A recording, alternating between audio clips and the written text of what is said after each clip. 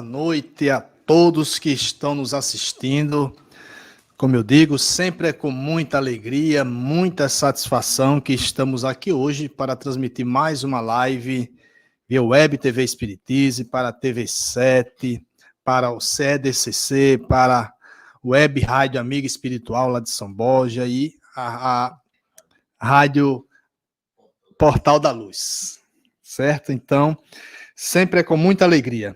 A gente pede desde já a todos vocês que estão nos assistindo que compartilhem este vídeo, dê o like, isso é muito importante porque o YouTube ele entende, quando nós damos o like, ele entende que aquele vídeo, aquela palestra, seja lá o vídeo que for, se receber o like, ele entende como relevante. Então, vamos fazer isso para divulgarmos a doutrina espírita e levar o conteúdo, principalmente, aos corações que estão precisando, certo? Então, meus amigos, hoje nós temos a grata satisfação de receber aqui na Web TV Espiritize Edgar Miguel, que é lá de Bauru, São Paulo, está aqui conosco, uma pessoa maravilhosa, conversamos ainda há pouco aqui nos bastidores, então, que Jesus possa lhe abençoar, Edgar Miguel, ele que é escritor também, colega de Balbo, frequenta o mesmo centro de Richard Simonetti, nosso saudoso Richard Simonetti, então, que Jesus lhe abençoe, que os anjos de guarda, em especial o seu anjo de guarda, possa lhe intuir, lhe inspirar. Edgar Miguel vai falar sobre educação para a paz é o caminho, tem muita coisa boa por aí, com certeza.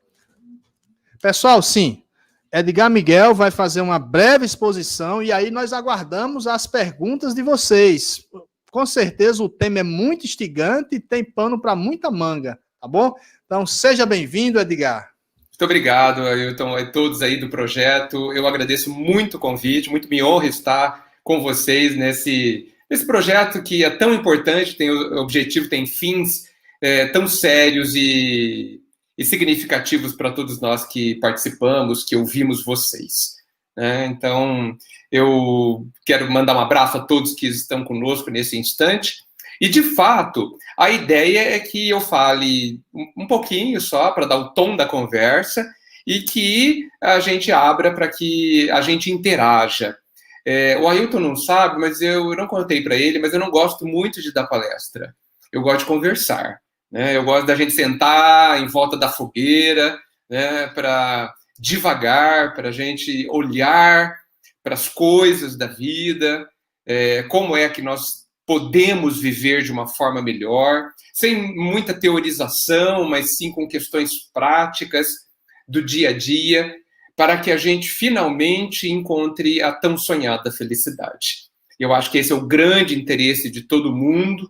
Não imagino uma pessoa que não queira ser feliz, mas sei que a maioria de nós, e muitas vezes, evidentemente, eu me incluo, a gente não sabe como, diante das circunstâncias da vida, diante do caminho que a vida nos oferece. Então, fico à disposição realmente para essas interações, é uma coisa que me agrada muito, que a gente interaja para que eu também possa ouvi-los e refletir sobre as questões ou as afirmações que serão colocadas. Tá bom? Aguardo, então, a participação de todos. O tema realmente é fascinante, o tema é instigante, Educação para a paz. E a afirmação é que a paz é o caminho, Eu quero começar destrinchando essas palavras para que a gente tenha uma noção mais forte do que elas significam. O que é educação? Evidentemente, educação não é ir à escola, A educação a gente pode resumir como sendo o processo de desenvolvimento de toda a grandeza que está dentro de nós. Então, já entrando dentro dos conceitos espíritas, partindo desses pressupostos, tendo-os como base, a gente não pode deixar de considerar de que a bondade do Pai nos criou plenos, perfectíveis, ou seja, passíveis de sermos perfeitos, e já colocou que nós seremos perfeitos, que nós iremos nos desenvolver. Mas não podemos pensar que um pai criador, um pai com as características do Deus Supremo, com todas as suas qualidades infinitas, e, portanto, perfeito, que ele criaria algo imperfeito, com alguma coisa faltante, com alguma coisa falha. Então, eu preciso concluir que nós não fomos criados imperfeitos. Nós fomos criados, como está claro no Livro dos Espíritos, simples e ignorantes. Então, a primeira coisa que eu gostaria de colocar já é que eu acho extremamente enganado nós falarmos que somos inferiores. Nós não somos inferiores, nós somos ignorantes. Isso não tenha dúvida, como a própria definição que nos foi dada, simples e ignorantes. Então, somos totalmente ignorantes, eu posso dizer, mas inferiores não. Quando você pega, por exemplo, um anel e fala, olha, esse anel é de ouro, tá? O ouro é um metal nobre. Esse ouro não pode ser inferior. É possível que o anel esteja meio quadrado, que esteja meio amassado, que seja mal trabalhado. Ok? Mas ele é feito de um material nobre, superior. E é assim que somos, todos nós. Todos nós. Nós somos feitos de um material muito nobre, divino, eu diria. E fomos feitos com todas as características do Pai Criador, porque filho de peixe é peixe também. Tá certo? Então, nós somos a semelhança do Senhor. E semelhança quer dizer que nós temos as mesmas características, as mesmas qualidades, com a diferença que as nossas precisam ser desenvolvidas. Por quê? Porque nós somos criados simples, ignorantes, apesar de plenos. Então, o processo educativo, a educação, é o desenvolvimento de todas essas características. Até quando? Até o absoluto, até a plenitude dessas características, que é até é um limite que nós não sabemos qual é, deixa para Deus nos dizer isso em algum momento. Mas a gente precisa, penso eu, e isso faz parte da paz, entender como somos nós. Porque todas as vezes, eu considero impossível alguém ter paz se achando inferior. Eu acho possível a gente ter paz se sabendo ignorante. Porque a ignorância, ela não é um defeito. Ela é uma condição momentânea. A criança de 4 anos de idade, ela não é culpada porque ela não sabe ler e escrever. Porque ela não sabe matemática. Ela não é culpada. Ela é apenas ignorante de saber ler e escrever em matemática. Isso não é um defeito dela. Isso é uma característica natural e momentânea da sua condição de tempo. Quando ela tiver a oportunidade, quando ela se esforçar, quando tudo isso for oportunizado, ela vai saber ler, escrever e matemática. E, portanto, deixará de ser ignorante nessas questões ou será menos ignorante. Então, a ignorância ela não é um defeito, é uma característica momentânea. E nós sairemos da nossa ignorância e chegaremos cada vez mais, por conta do processo educativo, a culminâncias do nosso desenvolvimento. Então, educação é isso. É todas as atividades, todas as situações que a vida nos oferece para que a gente se eduque, para que a gente abandone hábitos ruins, que a gente costuma chamar de vícios, e adquira hábitos bons, que a gente costuma chamar de virtudes. E as virtudes já são o desenvolvimento, o começo do desenvolvimento das características inatas que todos nós temos. E o processo evolutivo acontece permanentemente, principalmente se nós estamos encarnados, né? Já que a encarnação é o processo pedagógico criado pelo Pai, o melhor processo pedagógico, eu diria, criado pelo nosso amoroso Senhor, que nos oferece todas as condições, adequadas condições, para que a gente aproveite e aprenda quem somos nós. É isso, no final das contas, que é a nossa grande ignorância. Então, educação é isso, fazendo uma grande explanação até. E paz? O que será que é paz, né? A paz pode ser considerado um estado de calma, né? Um estado de tranquilidade. Pode ser considerada a ausência de conflitos ou a ausência de perturbações, né?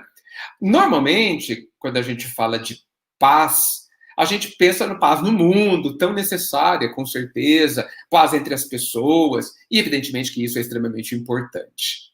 Mas eu sou daquele que pensa que é impossível haver paz no mundo sem haver paz interior de cada um de nós. Impossível.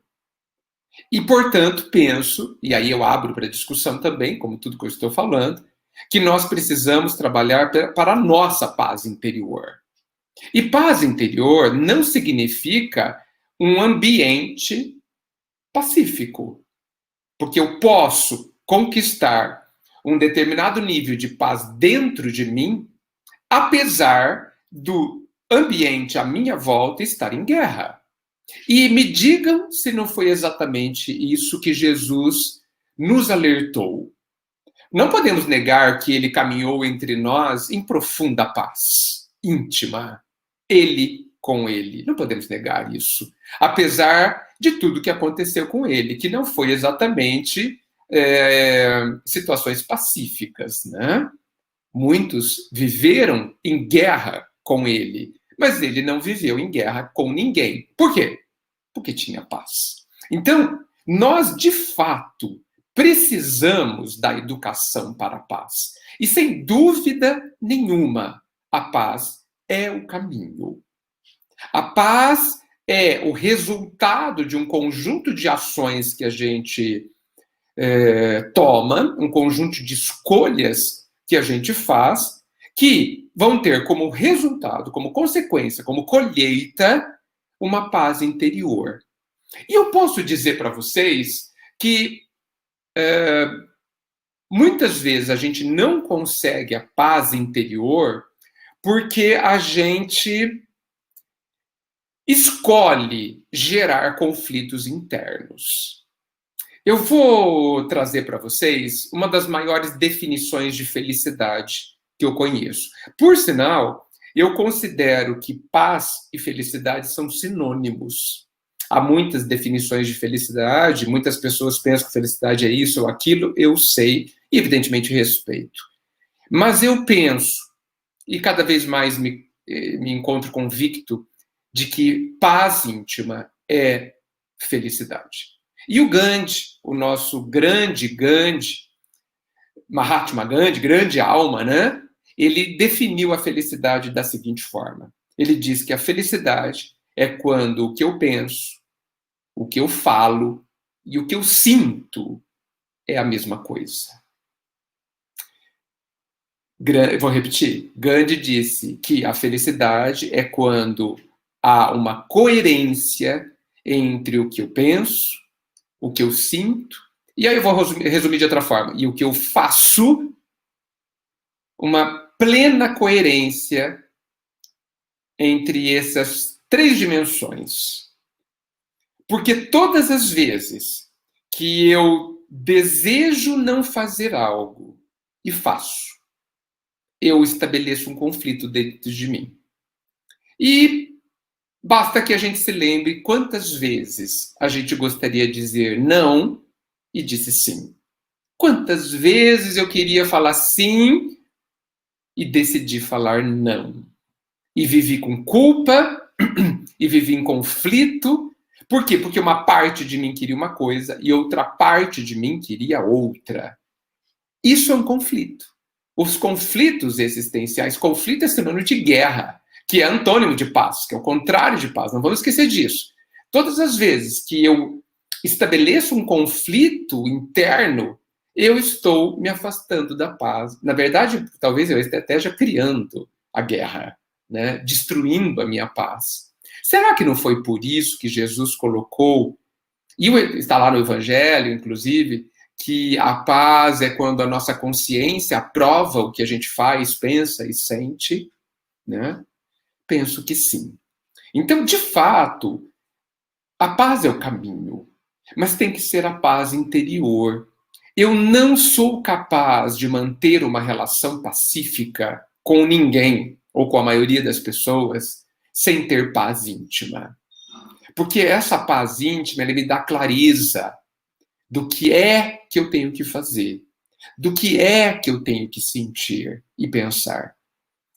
Eu sei que muitos devem estar pensando, e eu acho que estão pensando certo, de que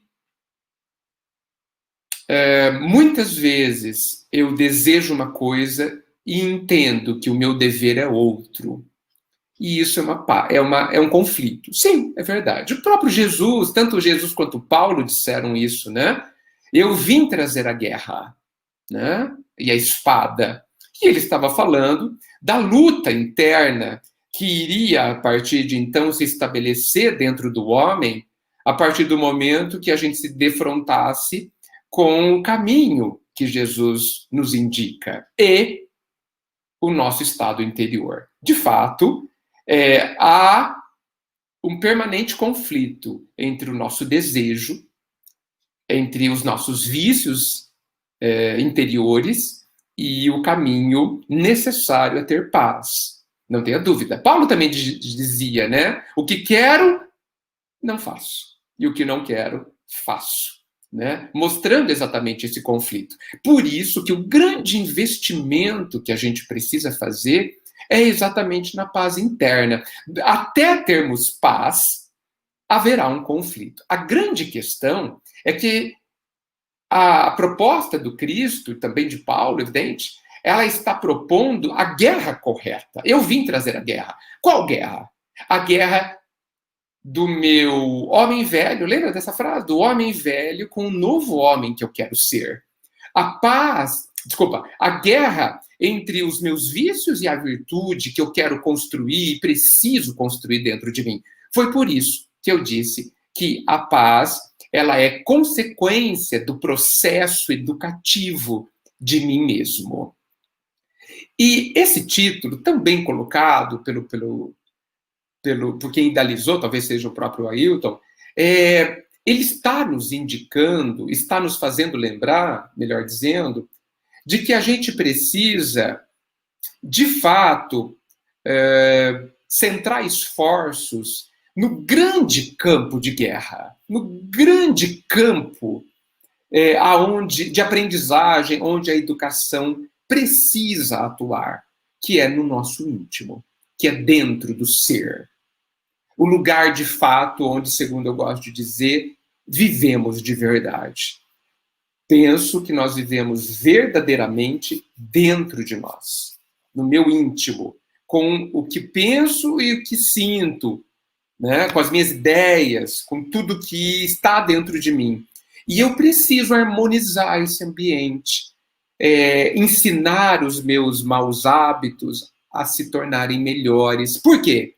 Para que eu seja feliz, para que a minha consciência me dê o seu aval de que eu já posso ter paz. Eu acho que esse é um bom começo, né, Ailton? O que você acha? Eu acho que já dá para a gente conversar bastante, não? Não estou te ouvindo. Estava desligado aqui. Deixa eu só fazer uma pergunta genérica, para a gente poder ter uma dimensão. Depois a gente entra nas questões mais nos pormenores, mais específicas. Edgar, eu fiquei muito atento aqui na sua fala, e muito pertinente, por sinal. Nos ajuda a elucidar muitas questões, né? Vamos pegar de uma visão mais macro.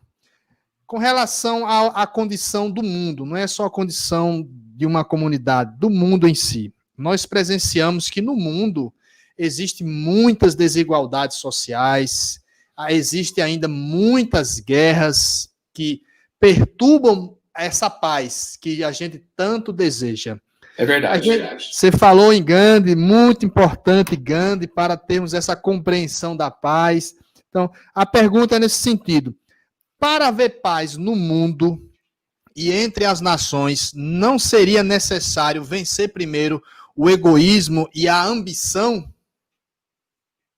Sem dúvida, mas olha só o que você está colocando, que legal, né? Aonde é que nós vamos vencer o egoísmo e a ambição? É dentro de cada um de nós. Tá certo isso?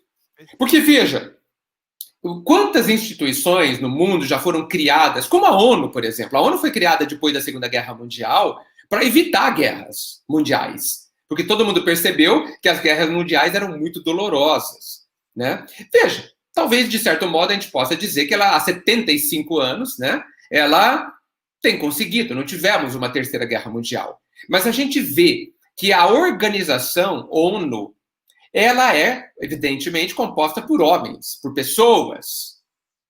Com pessoas ainda, na maioria, talvez, estou generalizando, cheias de egoísmo, de orgulhos, e, na maioria das vezes, defendendo seus próprios interesses particulares. Né? Isso dificulta imensamente o trabalho da instituição, que é, no final das contas, a soma de todas as características dos seus componentes. Então, concordo plenamente com você. A guerra do lado de fora, ela diminuirá e terminará quando as guerras do lado de dentro acabarem. Então, isso é muito interessante, porque nós vivemos desejando a paz, vivemos proclamando que os países precisam ser menos egoístas, mais cooperativos, terem mais solidariedade entre os outros. Evidentemente, está tudo isso certo. Mas eu pergunto, e quando é que nós vamos fazer a nossa parte? Quando é que nós vamos trazer paz para as nossas famílias, para os nossos ambientes de trabalho? Quando? Porque essa parte nos cabe. Eu não posso acusar governante nenhum de que não há paz na minha família. Não posso. Nem na minha casa espírita, nem no meu bairro. Essa responsabilidade é inteiramente minha. E eu acho que nós precisamos nos preocupar bastante, Ailton, com o que está acontecendo dentro de nós. Você não acha? Perfeito. Eu coloquei essa questão mais provocativa mesmo. Ótimo. Porque a gente percebe o seguinte: a ambição e o egoísmo são duas chagas, sim, duas chagas destruidoras do ser humano. Ela coloca o ser humano, ela arrasta o ser humano para baixo. E é mais nesse sentido mesmo de se buscar essa renovação interior para depois se almejar a paz, nesse sentido. Mas Maria do Carmo faz uma pergunta nesse sentido: como construir uma ambiência de paz a partir de si mesmo? Bem, ótimo, excelente. Eu gosto muito de perguntas que começam com como. Porque, assim, você percebe que ninguém discute se nós devemos ter paz ou não, certo? Ninguém discute. Ou seja, o que nós temos que fazer é uma questão já pacificada, uma questão já superada. Ninguém discute. Não, olha, acho que a paz não é muito boa, acho que eu prefiro a guerra. Não existe essa pessoa, tá? A não ser que ela tenha interesses para a guerra. Mas, por isso que é preciso que haja uma pergunta de como, né? Nós precisamos nos conhecer. Nós precisamos olhar para dentro. Eu gosto de... Quer dizer, eu tenho pensado, Ailton e Maria do Carmo e todo mundo, que a gente tem utilizado muito pouco tempo para se conhecer, para observar a nós mesmos intimamente, para sequer ter consciência se nós estamos em paz ou não. Eu vou falar para os espíritas, porque para os espíritas eu posso falar, certo? Já que também sou e somos todos. A gente estuda muito nas casas espíritas. Mesmo aquelas pessoas que não frequentam muitas casas espíritas, leem muitos livros espíritas, o que é fantástico, o que é extremamente importante. Mas eu tenho a impressão, e tenho visto, tenho constatado em muitos lugares, que a gente lê os livros espíritas de uma forma muito ruim. Muito ruim. Eu gosto de pensar que os livros espíritas estão falando comigo, sabe? Quando, por exemplo, a gente lê o Evangelho segundo o Espiritismo, ou qualquer evangelho, e lá a gente percebe Jesus falando que eu preciso me reconciliar e amar os meus inimigos, Jesus está falando comigo, não está? Está falando para mim. Eu gosto de falar que ele colocou assim: Edgar, ame os seus inimigos. E quando o Ailton está lendo, ele está falando: Ailton, ame os seus inimigos. Porque Jesus está falando para cada um de nós. E eu penso que os livros espíritas estão falando comigo. Eles estão me provocando, eles estão me propondo uma nova forma de ser, portanto, um ato educativo. Agora, eu penso assim, eu paro para refletir, porque Eu vejo muitas vezes que a gente lê o Evangelho, lê o Livro dos Espíritos, como a gente lê o jornal. Ah, nossa, olha que interessante isso que está escrito aqui. É assim que a gente lê o jornal, né?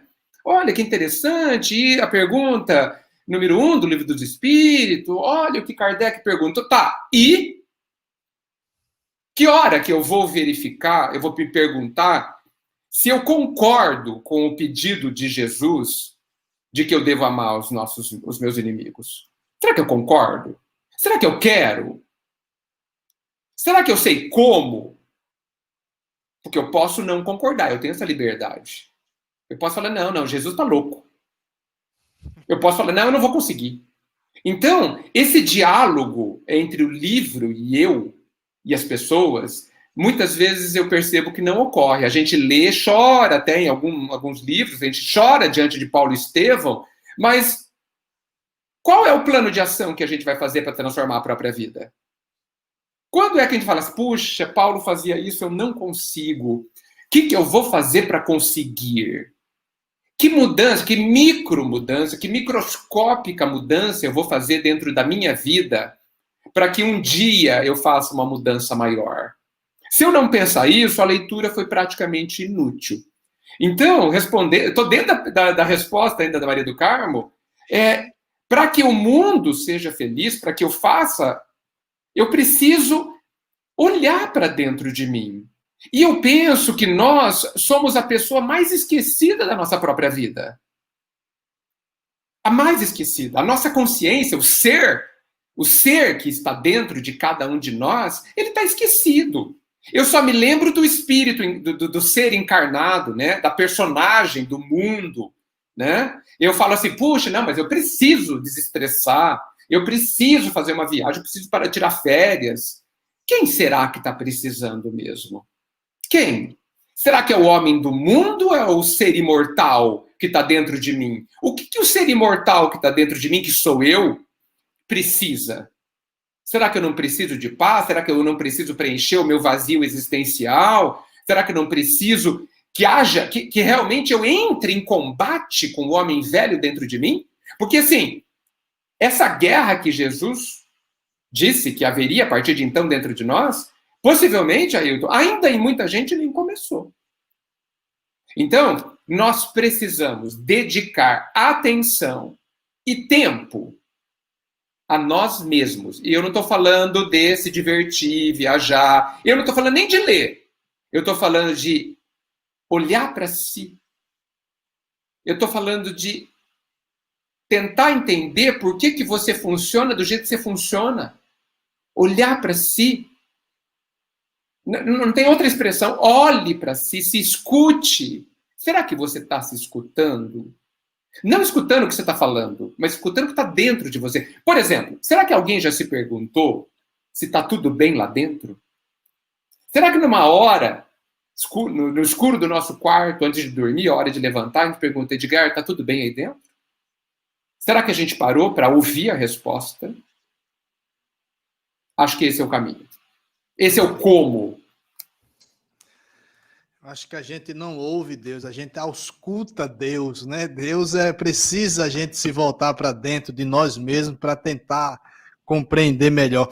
E eu sempre, às vezes, eu cito essa frase de Teilhard de Chardin, que é muito conhecida, Edgar, que, como você colocou aqui, será que nós estamos pensando como espíritos mesmo? E a frase de Teilhard de Chardin é muito propícia para esse momento, que ele diz, nós não somos corpos vivendo uma experiência espiritual, nós somos espíritos vivendo uma experiência corporal, ou seja, física, né? Então é interessante. Muito. Maria do Carmo, ela faz uma outra pergunta. A paz das nações depende da fraternidade? Sim. Depende. Depende, da fraternidade, né? Individual e, evidentemente, que depois coletiva e depois dos próprios governantes. Sim, depende da fraternidade. E aí, Maria do Carmo, então, essa fraternidade, para depois atingir o macro, né, Edgar? Sim, não tem jeito. Alan, ele faz uma pergunta seguinte, Alan Carvalho. Vejo muitas pessoas buscando paz por meio de ideia de sentirem suas emoções uma divindade ou uma espiritualidade em si, ou seja, algo muito atrelado com as emoções. Entretanto, eu penso, a paz não está mais unificada ao estado de consciência do ser do que das emoções? Agradeço a pergunta do Alan, fantástica pergunta. Olha, o processo de autoconhecimento passa por a gente entender as nossas emoções, os nossos sentimentos e as nossas sensações. Eu gosto muito quando o Divaldo fala que nós somos seres sensuais. O que ele quer dizer? Que nós somos seres ligados às sensações. Ele não está querendo dizer que nós somos ligados à sensualidade no sentido sexual, evidentemente. Apesar que também. Porque são sensações também. Né? Porque, e a gente precisa passar para o estágio de estarmos cada vez mais ligados a sentimentos, que são diferentes do que sensações, não é? Então, Alan, a própria emoção, ela precisa ser desmaterializada, se é que eu posso dizer assim. Ela precisa ser sutilizada, ela precisa se afastar das sensações físicas, que são as sensações, né? Que é o que a gente chama, está dentro do conceito de sensualismo, sem ser sexualidade. Tá? Então, os espíritos, conforme vamos evoluindo, nós temos sentimentos cada vez mais nobres, mais elevados, e a gente precisa entender que são sentimentos, inclusive, mais intensos, mas não na forma da intensidade das sensações, mas na intensidade de uma profundidade que atinge outros setores do nosso próprio ser. Setores que a sensualidade ou as sensações não alcançam. Né? Então, pega um Bezerra de Menezes, por exemplo, que é um espírito muito mais elevado do que nós, a maioria, generalizando, e que certamente tem grandes sentimentos. Quando ele tinha só sensações, essas sensações atingiam um nível raso da sua própria consciência, do seu próprio ser. E hoje os seus sentimentos atingem níveis muito mais profundos.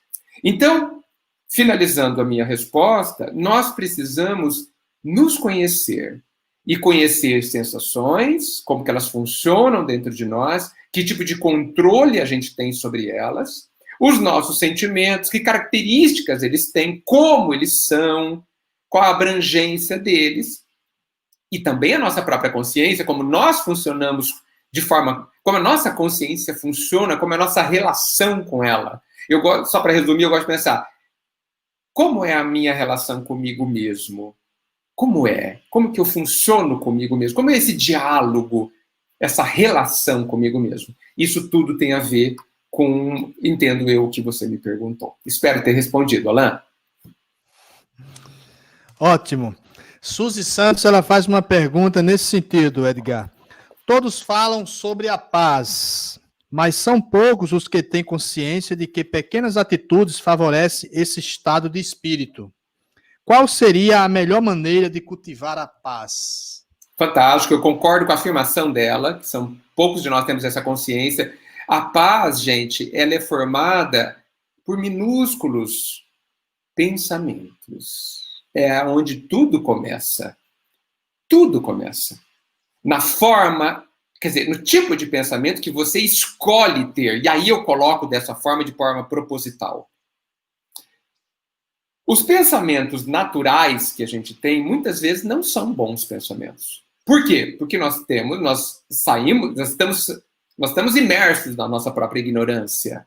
Imersos num conjunto de hábitos ruins, que a gente chama de vícios mentais. Sentimentais da mesma forma. Então eu preciso, quando eu tenho um pensamento, verificar se aquele pensamento é bom, me interessa que eu tenha. Se ele não me interessa, eu preciso me educar para que ele não ocorra mais amanhã. Vou dar um exemplo. Digamos que eu seja uma pessoa com o vício de reclamar. Reclamo de tudo. Por que eu reclamo de tudo? Porque eu tenho um pensamento de reclamação. Eu tenho uma visão das coisas de reclamação. E diante de tudo que acontece, eu reclamo. A comida está muito salgada, está muito fria, está muito quente. O dia está muito quente, está muito frio. Reclamo das coisas. Esse pensamento não é um pensamento que traga paz. Aliás, é um pensamento que não serve para nada, a não ser perturbar. A mim, acima de tudo, a quem o tem, e aos outros quando eu falo sobre ele. Então, esse micro ato é um ato de amor a si mesmo. E muitas vezes pode ser considerado um amor ao outro. Quando eu me corrijo, Edgar, para de ter esse pensamento menor, esse pensamento de escassez, esse pensamento de reclamação. Você não está vendo tudo isso? Você não está entendendo tudo isso? Esse conflito, essa correção que eu me auto-impus, ela é um ato que amanhã, ou talvez agora, gera uma pequenina paz. Porque ela muda a minha vibração, ela muda as energias que eu estou emitindo, e aí eu estou mexendo com o outro, com o ambiente, com o mundo, e você sabe que uma grande guerra é formada por bilhões de pequeninos, microscópicos pensamentos de guerra. Então, de guerra, pensamentos de desarmonia, pensamentos de... Gente, uma grande dor pode ser considerado um milhão de alfinetadas. Vira uma grande dor. Então, vejam o tamanho da nossa responsabilidade. Cada pensamento desequilibrado, de desarmonia, que eu tenho, está contribuindo com a guerra no mundo, com a desarmonia do mundo. A começar das pessoas que estão ao meu redor. Isso porque eu não estou nem falando de quem eu atraio em termos espirituais. Nem vou citar isso. Mas a gente precisa considerar também. Eu estou atraindo outros que pensam da mesma forma que eu, de forma boa ou ruim, e eu aumento essa bagunça, essa gritaria, essa desarmonia. Então, vejam, eu sempre volto para a minha responsabilidade de me educar para que eu tenha harmonia e tenha paz, gerando paz no mundo.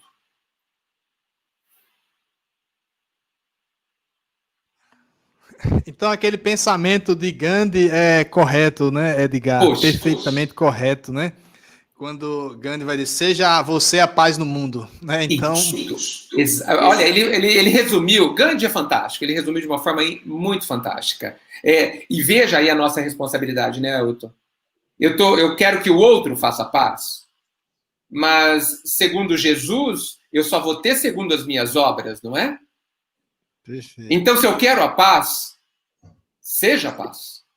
A minha família só tem guerra, então seja o ponto da paz. Para que você mereça a paz. Que não seja hoje, mas que seja amanhã, porque tudo é plantação, e segundo o Cristo, e ele declarou ali uma lei, a lei da justiça, cada um terá sempre aquilo que plantou. Então você quer paz? Então plante paz. A partir do pensamento, sentimento e do ato de paz que você vai começar a fazer e cada vez mais vai conseguir fazer. Perfeito. Alan está dizendo, tá agradecendo, viu, pela sua resposta, dizendo sensacional, muito obrigado pela devolutiva, né? Muito obrigado, Alan, pela pergunta.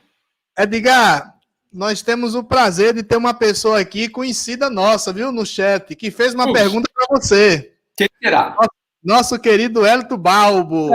Wellington, enorme abraço a você, Wellington. Por sinal, estou aqui por sua causa. Eu te agradeço por isso.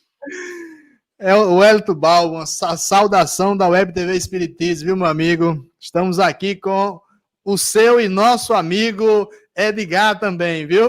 Muito obrigado. Ele diz, acompanhando vocês aqui, Edgar, neste processo de crescimento, como podemos entender nossos erros? É possível crescer sem errar?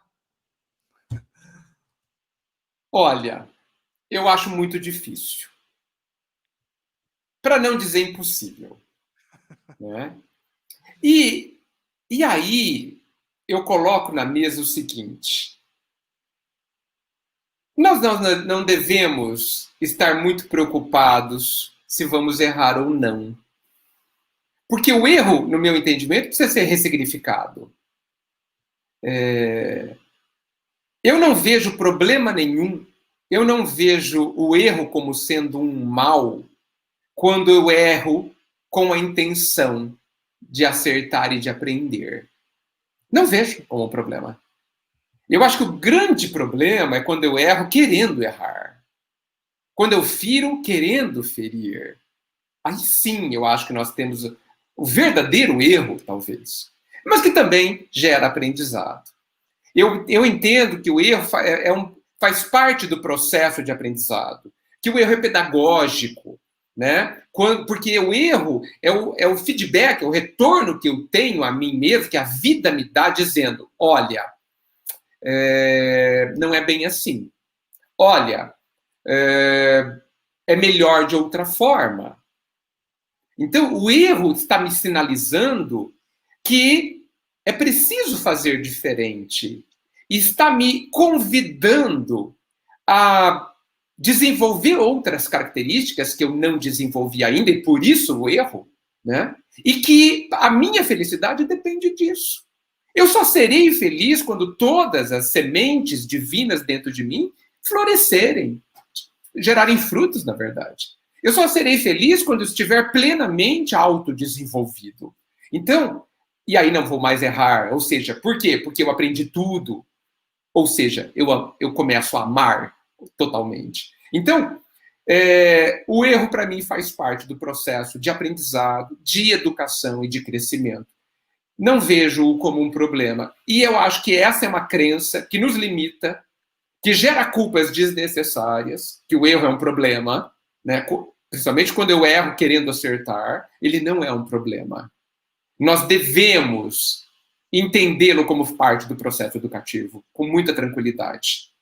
Evidentemente sem acomodação, apenas com tranquilidade. O erro é pedagógico, né, Edgar? É pedagógico, faz parte do processo. Maria de Fátima diz: boa noite, Edgar. Sempre muito bom te ouvir. Deus te abençoe. Obrigado. lá da TV7, viu? Está lá nos acompanhando. Obrigado. Melanie Pereira diz: boa noite. É um comentário, mas eu achei interessante porque ela tocou em uma palavrinha aqui que eu achei pertinente. Perfeito. Ela diz o seguinte: a paz nasce em nós pelo amor quando perdoamos. É exatamente essa palavra que me chamou a atenção. Quando perdoamos. Sim. A paz é uma conquista, segundo Divaldo Franco. É uma conquista, sem dúvida, porque ela é fruto do nosso esforço. Ninguém terá paz de graça. Ninguém terá paz sem esforço. Ninguém. E o perdão vem a ser, no meu entendimento, não só no meu entendimento, mas por conta de leituras, inclusive, como sendo talvez a mais importante ferramenta da pacificação. Inclusive da pacificação íntima. Porque nós também precisamos nos perdoar por sermos ignorantes como somos. Nós também precisamos nos perdoar quando ainda erramos. E, evidentemente, não preciso nem falar que nós precisamos perdoar todo mundo. Né? O perdão é aquele entendimento, é aquela compreensão sobre as coisas e as pessoas, né? E ele é profundamente pacificador, mas profundamente pacificador. Principalmente quando a gente perdoa a nós mesmos.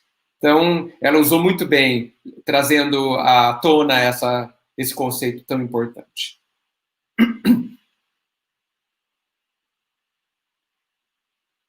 Não estou te ouvindo. Pronto, vamos lá. Tem uma pergunta aqui que vamos tentar... Porque eu acho que faltou uma palavra aqui. Vamos lá. Tá. Fagner... Raimundo Dória, na verdade. Tá. Edgar, tem algumas situações que a luta, ou seja, entre parênteses, guerra no bom sentido, tem que ter para, para, Se conseguir. para se conseguir os objetivos, ou seja, a paz. Ou você não acha... Veja, Jesus falou do bom combate. Sim, sim.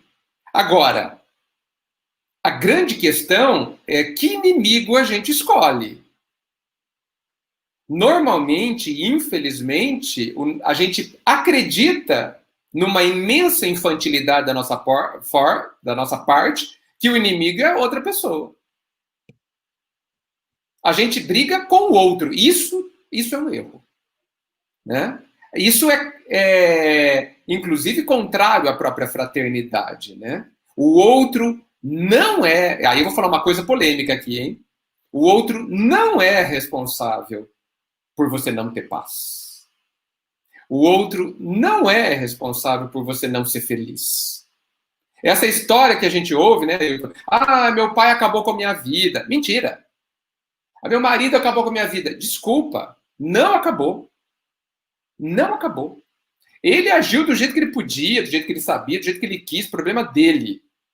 O meu problema é o que eu vou fazer com o que aconteceu.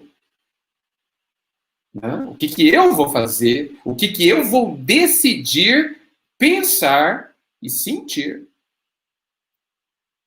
Essa é minha responsabilidade. Minha responsabilidade. É claro que ele plantou o que ele plantou, e isso é um problema dele com a vida. A vida vai ajudá-lo a fazer, a viver, a agir diferente. Isso é uma dinâmica da vida do pai com ele. A minha dinâmica, a minha questão é o que eu vou fazer com o que eu senti. O que aconteceu dentro de mim, não fora de mim. Isso é minha responsabilidade. Então, quando a gente estabelece que a luta, que o inimigo é a minha ignorância, é o egoísmo e o orgulho, para resumir, aí sim eu estou no bom combate, Ailton. Aí sim eu estou na guerra correta, porque essa guerra gera paz. Talvez a única que gere paz. Aí sim eu estou mexendo, eu estou atuando de forma educativa. Vamos voltar para a educação. Essa é uma luta, um combate da educação, que é o combate à ignorância. Porque a gente precisa pensar que ser egoísta e ser orgulhoso decorre da nossa ignorância, de nós mesmos, de como funcionamos, de como vamos conquistar a felicidade. Nós só somos egoístas e ignorantes por conta da ignorância. Só. Por isso que a solução para o egoísmo e para o orgulho é o conhece-te a ti mesmo. Está lá na pergunta 919. A resposta é conhece-te a ti mesmo. É isso que é necessário. E é por isso que eu coloco, Ailton e todos, que a gente está cuidando mais do mundo do que do reino dos céus, quando a gente gasta mais a nossa vida com os interesses do mundo. A gente está dando tudo para César e nada para Deus, no sentido de que a gente está cuidando muito mais da personalidade encarnada e quase nada do ser imortal. Os interesses, os meus interesses imortais, talvez eu esteja negligenciando. Talvez eu não esteja cuidando.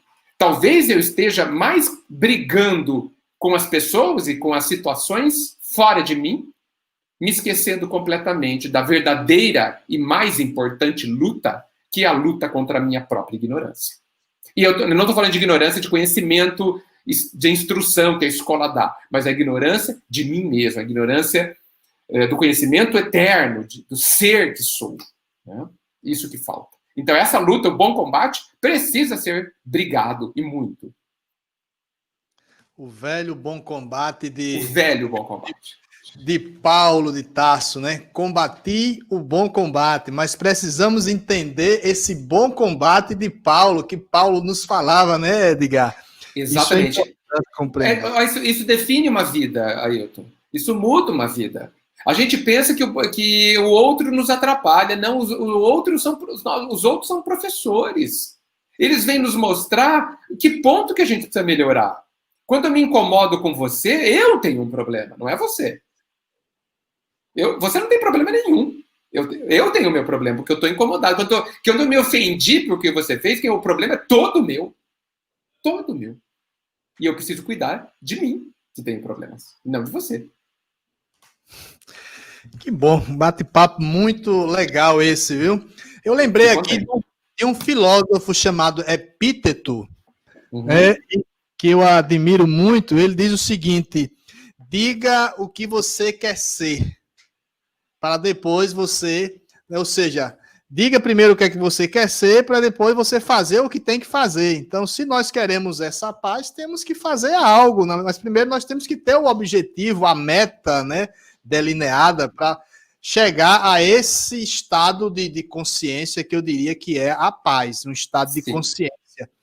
Porque o próprio Epíteto, ele vai dizer o seguinte, nessa condição que você falou aí agora, eu estava aqui só remoendo aqui nos pensamentos, ele vai dizer: não deixe que as coisas exteriores lhe perturbem. Ou seja, se faltar suas pernas, mesmo assim ela não vai fazer com que você deixe de ser feliz.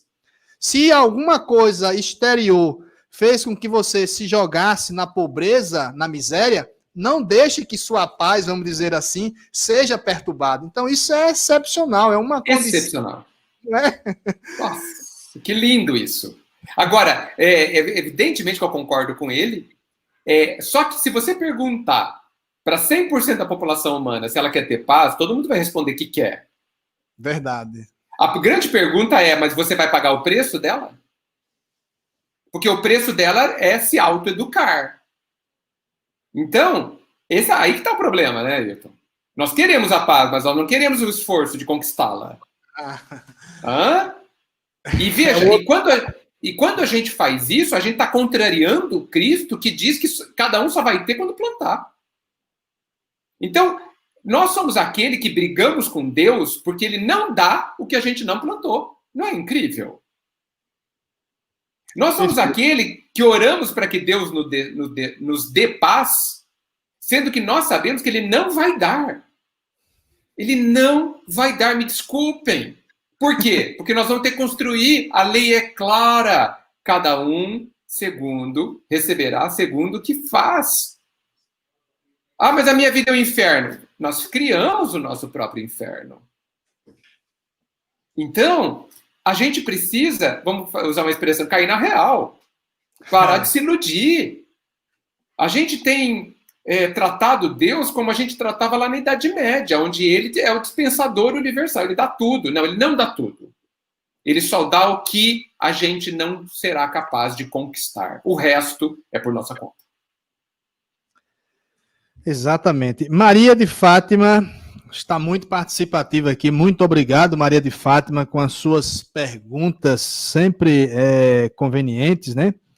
Então, o caminho é o autoconhecimento? Prestar mais atenção na sua essência e não no personagem que estamos vivendo? Olha que pergunta legal aí, viu? Sim. Personagem. Sim, mas é uma personagem. O personagem é o ser encarnado, é a pessoa encarnada, né? Então, a resposta é o autoconhecimento? Vou dar uma resposta objetiva. Sim. Agora, nós precisamos entender o que é autoconhecimento. Tá certo? E trabalhar no sentido de obtê-lo. Mas é o autoconhecimento. Eu vou retomar o que você colocou, que eu considero muito importante, enquanto a gente se entender um ser encarnado vivendo uma experiência espiritual, nós vamos ter problemas. Porque está invertido. É verdade.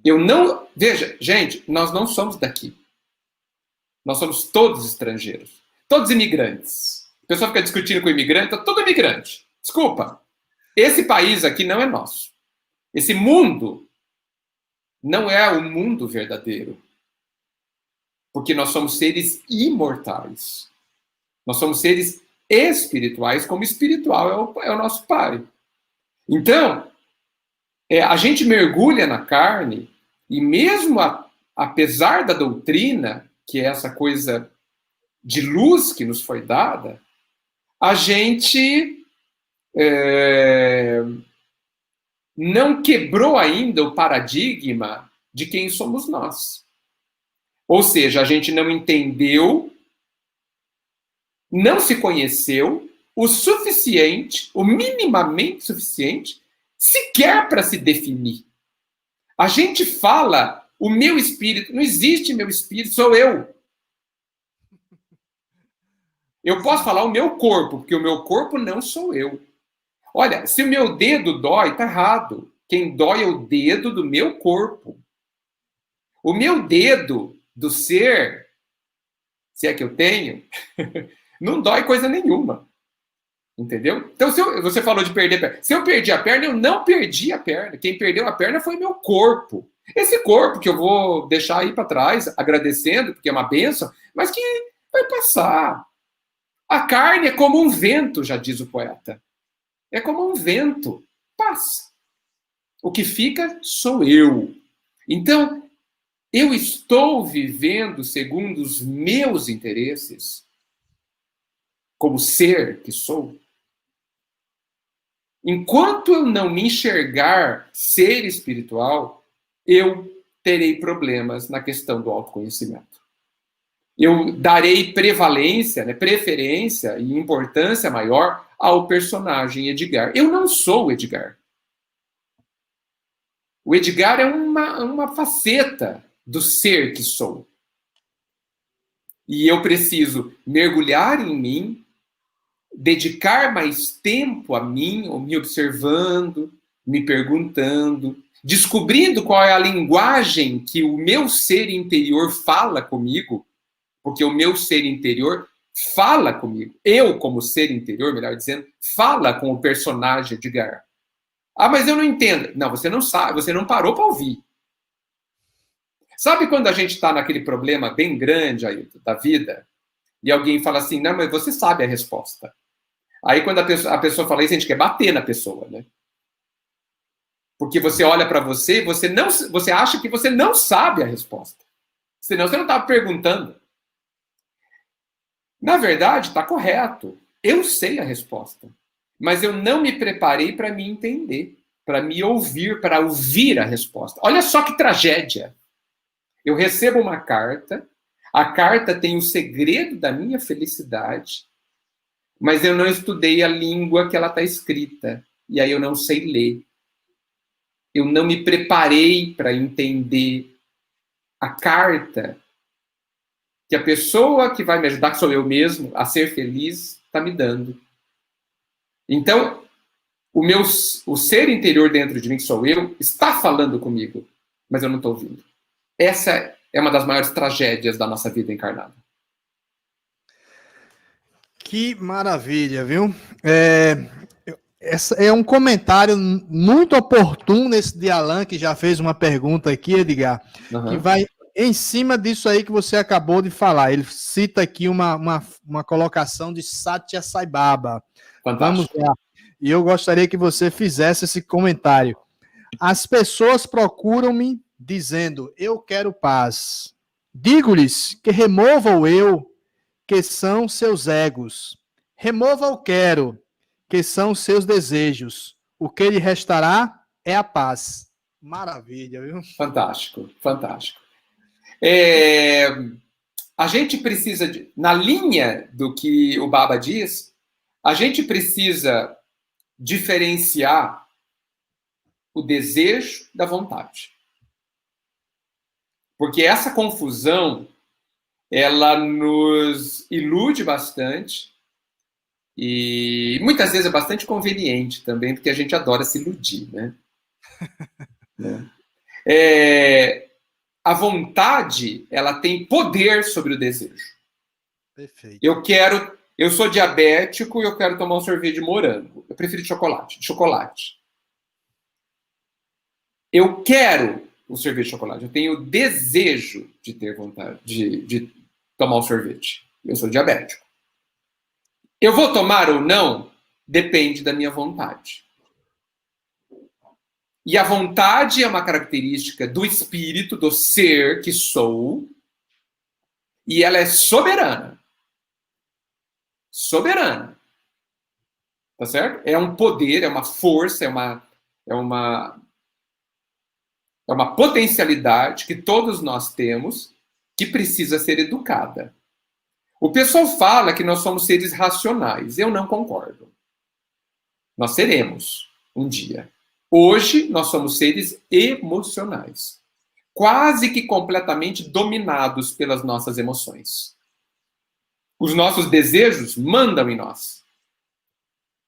E a nossa vontade está frouxa, está sem força, porque nós não a empoderamos, nós não queremos usá-la. Por isso que a pergunta 909 do Livro dos Espíritos é terrível. Terrível, a mais terrível das respostas do Livro dos Espíritos, que a gente só não consegue cumprir o certo porque a gente não quer, porque a gente não se esforça, porque a gente não tem vontade. E aí eu apelo para o Chico, né, que deu a mais brilhante definição de tentação, de desejo e vontade que eu já vi.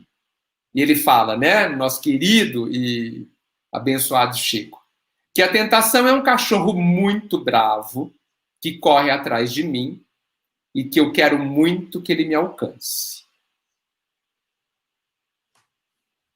Tá certo? Então, no fundo, ele vai me alcançar, porque eu quero. Eu quero que ele me alcance e ele vai me alcançar. Então, veja como o problema da tentação não está fora de nós, mas completamente dentro. Veja como eu me rendo ao meu desejo. E a frase colocada tem muito a ver com isso, né? O ego é todo desejo, né? E a gente precisa usar uma característica da consciência superior que está acima do desejo, do ego, para que a gente decida de verdade em nosso favor. E decidir em nosso favor é decidir em cima do dever colocado pelo Cristo, quando ele diz que eu sou o caminho e ninguém chegará ao Pai se não for cumprindo o que eu digo que precisa ser cumprido para que a gente tenha paz e felicidade. Você citou essa questão 909, que ela é muito requisitada, Edgar. E eu me lembrei aqui mais ainda da resposta dos espíritos, que ele diz o seguinte, que nós não conseguimos, para conseguirmos, precisaríamos de pequenos esforços. E os espíritos ainda, eu gosto de dizer isso, tiram onda ainda. Tira. Dizendo, coisas que vós não fazeis. Não, e Ailton, e ele fala de esforços insignificantes. Exato. Isso Ailton, mesmo. a primeira vez que eu li, eu falei assim, não, esse espírito nunca encarnou aqui na Terra para falar um negócio desse. Nunca passou pelo que a gente passa. É claro que eu falei isso brincando, porque é muito impactante essa resposta. Né? Ou seja, na verdade, a gente não quer fazer o que a gente precisa fazer. É por isso que a gente não faz. Perfeito. Tem muitas outras perguntas aqui, mas deixa eu fazer uma perguntinha só. Pois não. Edgar, há uma diferença entre pacífico e pacificador? Ou seja, o primeiro seria um estado permanente, o outro seria um estado ativo da alma, a alma em atividade, ou as duas coisas são as mesmas?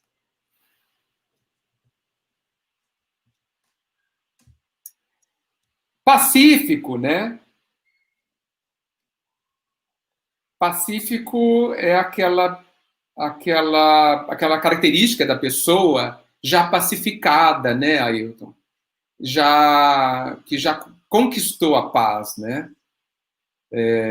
E pacificador, de fato, é uma pessoa que age segundo a paz, né? Age para pacificar, não é? Eu acho que, na verdade, o pacificador precisa ser pacificado, ter sido pacificado, né? Ter o íntimo pacificado, né? Como é que eu vou pacificar sem ter sido pacificado por mim mesmo, né? No meu esforço dentro de mim? Jesus era o pacificador, é o pacificador pacificado, né? Ele esteve entre nós, ele está entre nós, mas esteve entre nós encarnado, e em nenhum momento perdeu a própria paz. Nenhum momento, né? Porque era a conquista indiscutível dele. Então, eu acho que existe uma pequena diferença, sim, mas uma está dentro da outra. O verdadeiro pacificador pacificou-se. Certo? Correto. Nailton Félix, ele faz a seguinte pergunta. É uma pergunta, acho que muita gente faz, mas ainda bate a dúvida. Qual o melhor caminho para alcançar a paz interior por completo? Eu vou dar uma resposta terrível. Eu penso que não é o melhor caminho. É o único. A gente precisa começar a gostar de nós mesmos. Sabe, Ailton? A gente precisa começar a gostar de si, exatamente como a gente é hoje. Lembrando que gostar não quer dizer concordar com o que a gente faz, mas respeitar as nossas características, respeitar o nosso estágio, respeitar o tamanho da nossa ignorância, respeitar até onde nós chegamos, respeitar os nossos esforços, olhar para si com respeito, gostar de si. Isso porque eu me recusei a dizer amar-se, porque eu queria traduzir o amar a si mesmo. E não há, no meu entendimento, outro caminho. Não é o melhor. Não é apenas o melhor, é o único. Ninguém, no meu entendimento, terá paz se não gostar de si, se não se acolher, principalmente quando erra. Eu preciso acolher o meu egoísmo para compreender por que ele está ali dentro de mim. Por que eu o fortaleço? E ao compreendê-lo, saber o que fazer para que ele se transforme em alguma coisa que me deixe feliz e em paz. Veja, é muito interessante porque a fórmula é universal, mas os caminhos individuais não são, eles são únicos. O meu caminho de me gostar, de construir a minha paz, ele é absolutamente particular. O seu caminho é seu. Você é que vai... Sabe quando a água, ela acha uma brecha para passar? Sabe? Quando a água escorre e ela acha uma brecha, parece que não vai dar. Cada água faz o seu caminho particular, porque ela está no terreno. Como cada um de nós somos terrenos diferentes, a água da paz, a água do gostar de si, vai ter que encontrar os seus caminhos. Então, a fórmula é uma só, mas cada um de nós vai ter que trabalhar particularmente a si mesmo. Por isso que a gente não pode querer ter uma vida como a do Chico, como a do Divaldo, como a do Gandhi. Eu não vou, ninguém vai conseguir. Por quê? Porque nós não somos eles. Agora, eu tenho que ter uma vida, seria ótimo que eu tivesse uma vida com os conceitos que o Cristo utilizou, que o Chico, que o Gandhi, que o Divaldo utilizam. Com os conceitos, com os princípios, com os valores, mas a minha vida terá que ser minha vida. E, portanto, diferente de todas as outras. Por quê? Porque eu sou diferente. Tenho caminhos diferentes. Mas o único e o melhor caminho é o caminho de gostar de si mesmo. Cada vez mais verdadeiramente. Vamos fazer mais duas perguntinhas e encerramos, que o horário já está. Márcio Bruno pergunta: a humildade e a caridade é um dos caminhos para a paz interior? Sem dúvida que sim. Claro que cada uma delas representa já conquistas que exigem muitos esforços, o que não quer dizer o que apenas quer dizer que a gente precisa respeitar o nosso tempo de conquistá-las, nós vamos ter que nos esforçar, mas sem dúvida nenhuma que o humilde verdadeiro e quanto mais executamos e praticamos a caridade, mais paz íntima a gente tem. Por quê? Lembra que já nos foi dito que as leis divinas estão inscritas em nossa consciência? Resposta dos espíritos, não é? Bem, isso significa que a minha consciência, a nossa consciência, sabe o que eu tenho que fazer para ter paz, certo? Ela sabe. Quando eu ajo, quando eu penso, sinto e ajo de uma forma que esteja em harmonia com a lei, a minha consciência me dará paz. Ela me dará o selo da aprovação. Ela falava para mim, muito bem, Edgar, agiu muito bem, parabéns. E isso me dará paz. Ao agir com humildade e com caridade, a minha consciência me dará o selo da aprovação. E me dará paz por isso.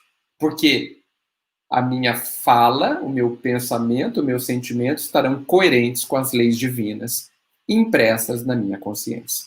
Este é o caminho.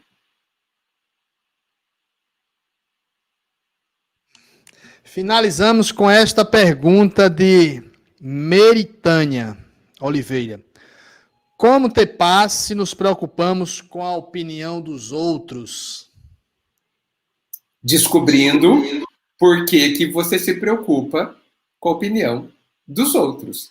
Porque, assim, eu não conheço alguém no mundo obrigado a se preocupar com a opinião dos outros. A gente faz isso num ato de absoluta liberdade. Nos preocupamos com a opinião dos outros porque decidimos nos preocupar com a opinião dos outros. E vou além.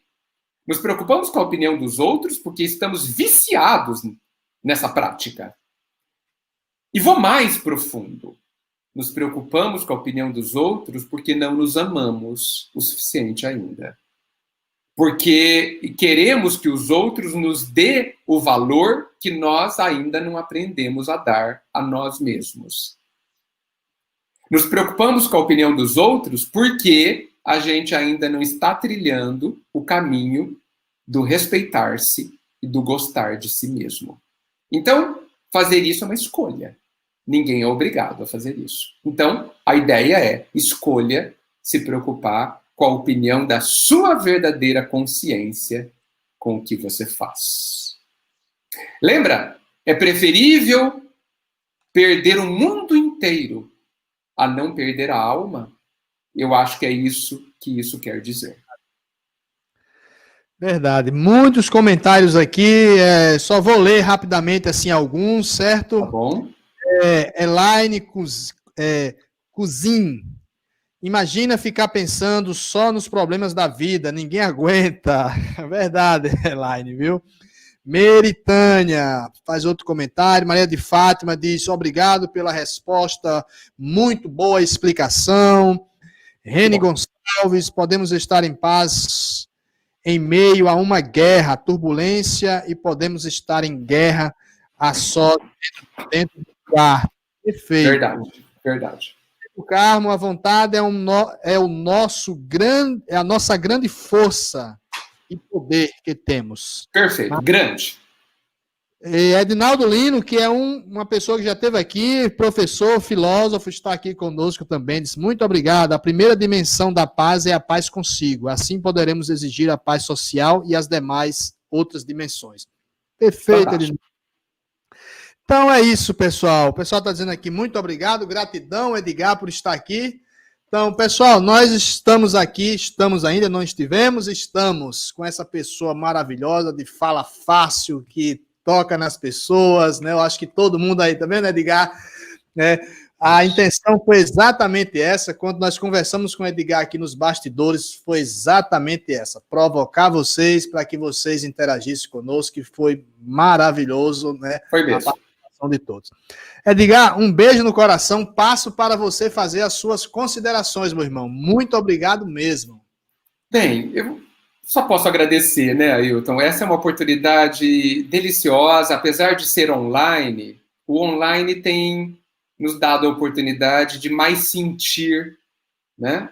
De mais perceber as vibrações, o carinho, os sentimentos, enfim, de todos, que estão tão distantes fisicamente, mas que talvez estejam extremamente próximos no coração, no sentimento, né? Isso é prova de que é bom o contato físico, mas é fundamental o contato do ser, né, dos corações, dos sentimentos. Então, eu agradeço muito o convite. Obrigado pelas questões que me fizeram refletir e testaram as minhas convicções. Isto é inestimável. O meu desejo é que todo mundo acredite profundamente na própria capacidade. Que todo mundo acredite imensamente no amor do Pai a cada um, não importa se você acha que você merece ou não, porque esse amor do Pai, ele dispensa merecermos ou não, não precisamos merecer, e que todo mundo passe a acreditar e ter convicção na própria grandeza, na própria capacidade, e invista atenção, vontade, forças para fazer esse processo educativo, esse processo de desenvolvimento da própria grandeza. Estou certo de que dessa forma, em pouco tempo, nós teremos paz e também felicidade. Muita luz a todos. Muito obrigado. Que bom. Um beijo no coração, meu irmão. Um abraço. Muita paz a todos. Muita luz. Obrigado.